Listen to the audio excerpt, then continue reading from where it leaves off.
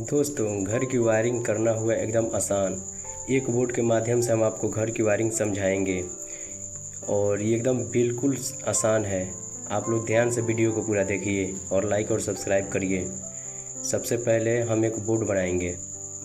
जैसे बोर्ड में मैंने एक बोर्ड बना रहा हूँ। देखिए, ये बोर्ड में 3 स्विच और एक सॉकेट होगा। थोड़ा टाइम लग रहा है, हाथ से बना रहा हूँ ड्राइंग इसका। हाँ, ये अपना बोर्ड हो गया, प्लेट। अब इसमें स्विच हम ऐड करेंगे। ये हमारा एक स्विच है, ऑन ऑफ स्विच है।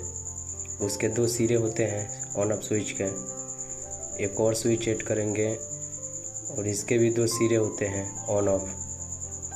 अब एक और स्विच बनाएंगे और इसके भी 2 सिरे होते हैं। एक ये स्विच हो गया, इसके भी 2 सिरे होते हैं ऑन ऑफ। अब एक सॉकेट बनाएंगे जो 5 पिन सॉकेट होता है बोर्ड में। ये सॉकेट है।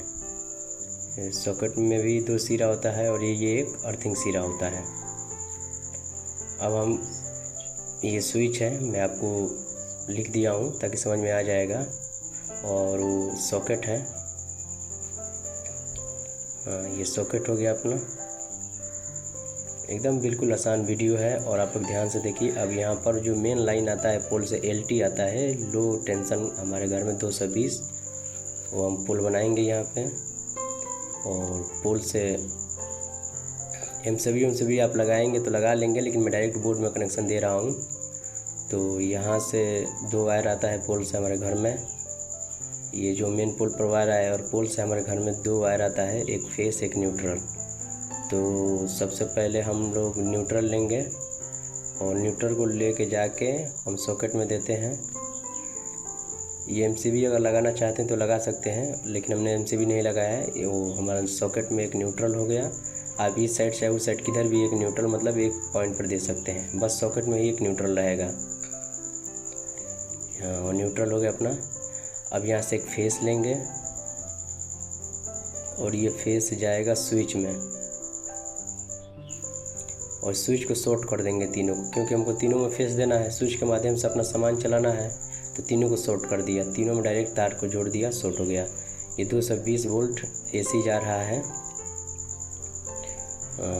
अब हम क्या करेंगे, हमको मान लीजिए एक बल्ब जलाना है। पहले मैंने सॉकेट का कनेक्शन दे रहा हूँ। जिस सॉकेट को ऑन ऑफ करना है तो मैंने स्विच के माध्यम से फेस कर दिया। अब वो उसके सॉकेट ऑन ऑफ हो जाएगा।